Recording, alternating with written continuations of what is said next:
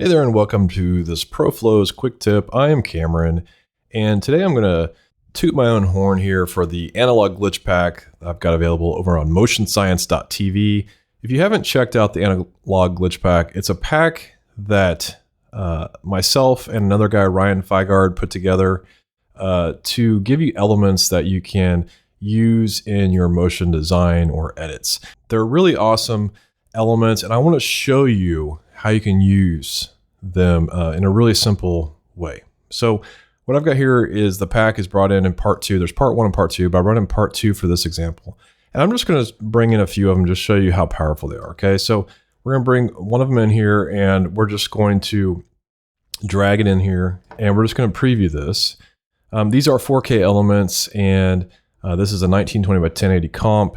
So you can see just by bringing it in here immediately, right, how cool it is, right? So we can kind of see glitch here. So let's make the type glitch as well. So I'm going to change this back to normal, go to effect.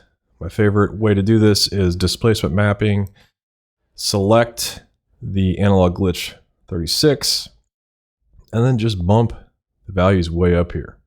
So there you go. We've got some interesting graphic glitching going on. I can change this back to soft light if I wanted to. And a little challenging to see, so what I'll do is I'll just actually bring the position over just a hair since we've glitched it to the right. There we go, and I'll just duplicate the layer. That's looking pretty dope. It's even more dope. If I undo this, let me show you a few other ways you can do some cool stuff here. So I'll change this back to normal. I will turn off the glitch layer here, so you can see just that by itself looks pretty legit.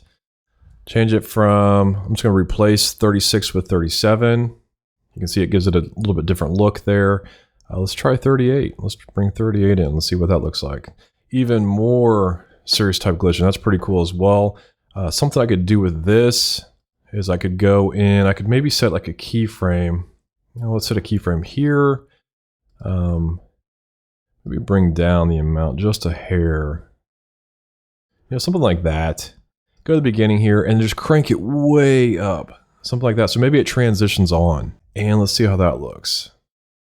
So maybe I set a keyframe. I would maybe make this do ease in and then turn on my speed graph here. And really, that's pretty cool as well.